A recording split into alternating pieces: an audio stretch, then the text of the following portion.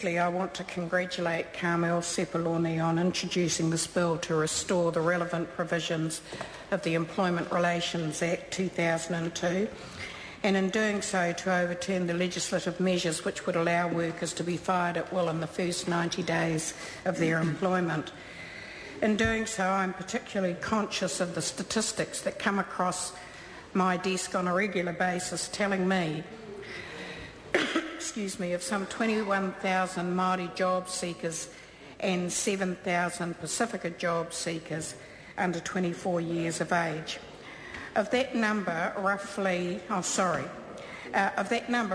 third of them fall into a youth category, so they're under 24 years of age. It is those rangatahi in particular that drive us to support this bill.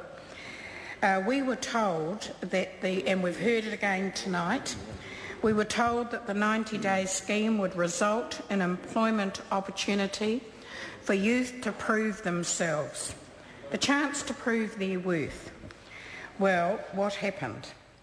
Because what we do know too well is that Māori and Pacific youth under 24 are actually struggling to get into the workplace and will be vulnerable to some unscrupulous employers who actually exploit the subsidy scheme.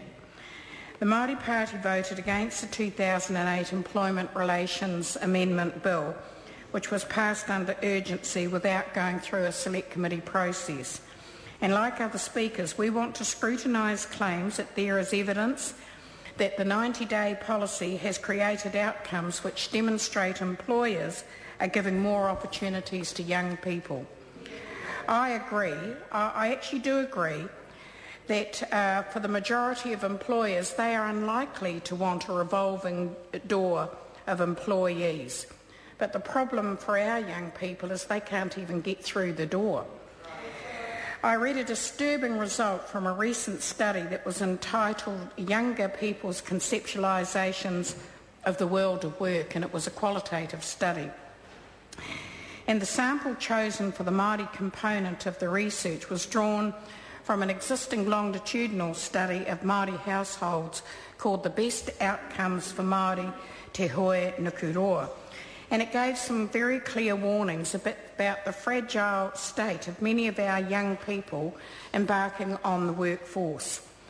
The study revealed the tendency of a number of participants to consider themselves solely responsible for their success or failure in both study and in the labour market. In other words, they blame themselves for not being able to sustain long-term secure employment, and in doing so they seal off their future, believing their options are limited and that they won't go there again. The cost of failure to the state and to the whānau are huge. Mr. Speaker, the workplace environment is a more complex world than one which many members of this chamber would ever have known. And amongst the inevitable challenge of standing up to apply again for job opportunity, recent international studies highlight how the transitions from school, from young people at school that are experiencing today are increasingly becoming less predictable and more complex than the work to school to work transitions of the past.